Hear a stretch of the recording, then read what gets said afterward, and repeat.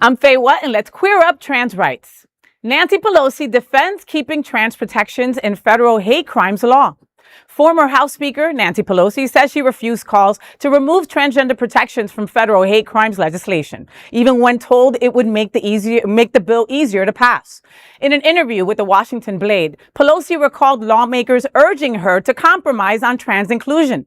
Pelosi said, quote, "People told me you can pass this in a minute if you take out trans. I said, I won't pass it in 100 years because I'm not ever taking out trans," end quote.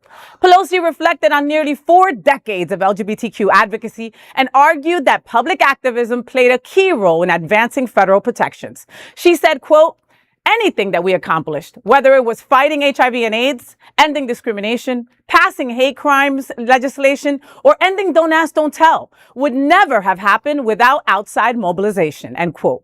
The longtime Democratic leader also shared that the HIV/AIDS crisis was one of the defining issues early in her congressional career after taking office in 1987. She added that the epidemic changed attitudes in many American families. She said that, quote, "When families learned that a son or daughter was HIV positive and gay, barriers started to break down," end quote.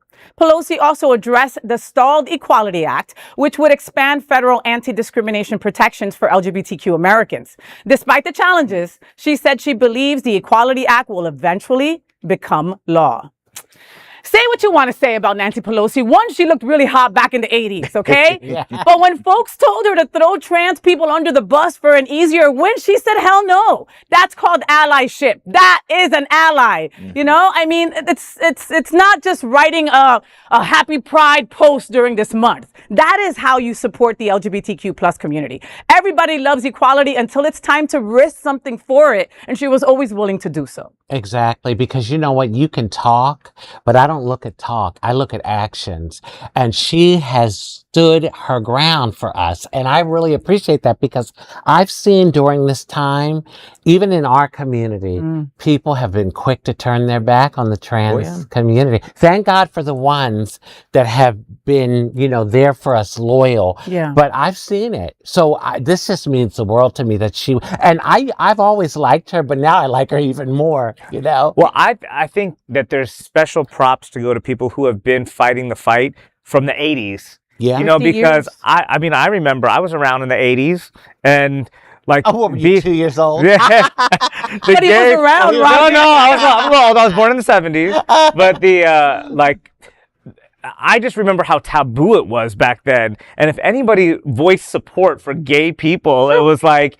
The Christian organizations, what was her name? The one with the pie in the face. Anita Bryant. Yeah, like all those people. I mean, like you got such backlash. Just Ellen in the late 90s. Wow, yeah. Like, you know, just saying she was gay. Her character was like canceled a show. Ended her career for that time, yeah. And so for people to be standing so hard for the LGBTQ plus community back in the 80s and like writing for them, it's like those people really understood what it was like to get arrows just slung at them. And they still stood in the face, you know, and said, no, I'm not backing down. So special props to people like her and Bernie Sanders and those who are always on our side to help us be able to walk in public today. Yeah.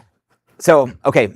We all know I kind of love politics a little bit. So can I get into the weeds and talk about how this will still move forward? I don't think anybody a few years ago would have blamed her if she had taken out trans and gotten what you could for political expediency and for the better of the good of the whole community, right? Of the rest of the community. But what she did was she said, we're not taking trans out. Because if she takes trans out and everybody else moves forward, trans moves back politically. They move to the back of the line. Now, we still stand as a block. So when the political stars align and the Democrats have all 3 chambers, or, you know, both chambers and the presidency again, we move as one. We don't have to drag trans all the way back to the front of the line. So we can say, well, we're doing it for the gays and the bis and the he and the L. We're also going to bring the T. So it really will pay benefits down the road. And we'll have to remember her again when it does finally pass. Yeah. I love that. Well, folks, there is no other queer nonprofit media platform like this in the entire world. Support our LGBTQ stories by sharing them and subscribing to Queer News Tonight.